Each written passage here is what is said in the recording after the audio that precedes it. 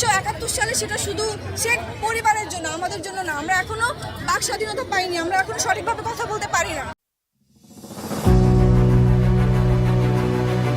আসলে যা দেখতেছি আমরা সেভাবে ঘরে বসে থাকা যায় না।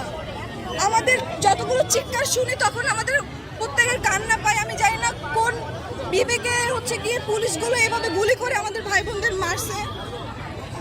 আমরা নিজেরা যাদের বিবেক বোধ আছে তারা কখনো এসব মেনে নিতে পারবে না। তাই আমি আজকে রাজপথে আসছি।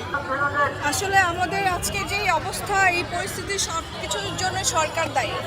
সরকার যদি তার ক্ষমতা ঠিকভাবে ব্যবহার করতে তাহলে আজকে আমাদের এই আন্দোলনে এসে দাঁড়াতে হতো না, এবং আমাকে এই ব্যানার নিয়ে দাঁড়াতে হতো না যে সরকারের পদত্যাগ চাই। সরকার তার ক্ষমতার অপব্যবহার করে আজকে আমাদেরকে এই রাস্তায় দাঁড় করিয়েছে। তো এই জন্য আমি সরকার পদত্যাগ চাই। আর যত আমাদের ভাই বোনরা মারা গিয়েছে সব কিছু তার নির্দেশেই হয়েছে। তার একটা ন্যায্য দাবি করেছিল, সেই ন্যায্য দাবি যদি সে সঠিক সময়ে পালন করতো বা সেটা মেনে নিত তাহলে আজকে আমাদের এই ভাই বোনরা মারা যেত না, আজকে আমাদের এই রাস্তায় মিছিলে দাঁড়াতে হতো না, এবং আমাকেও এই কথাটা বলতে হতো না।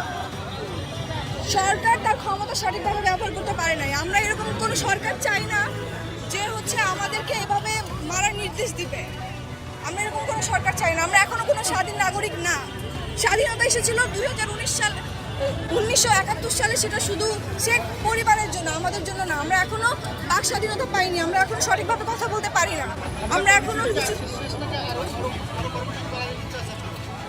অবশ্যই যতদিন না পর্যন্ত সরকার পদত্যাগ করবে ততদিন পর্যন্ত আমরা এই আন্দোলন চালিয়ে যাব। আমার দাবি একটাই, আমি সরকার পদত্যাগ চাই। আমি কোনো 9 দফার দাবিও কোনো বিচার চাই না। আমি কার কাছে বিচার দিব? আসলে সরকার যেখানে নিজেই মারার নির্দেশ দেয় তার কাছে বিচার দিতে লাভ নেই। সে কখনো সঠিক বিচার করবে না।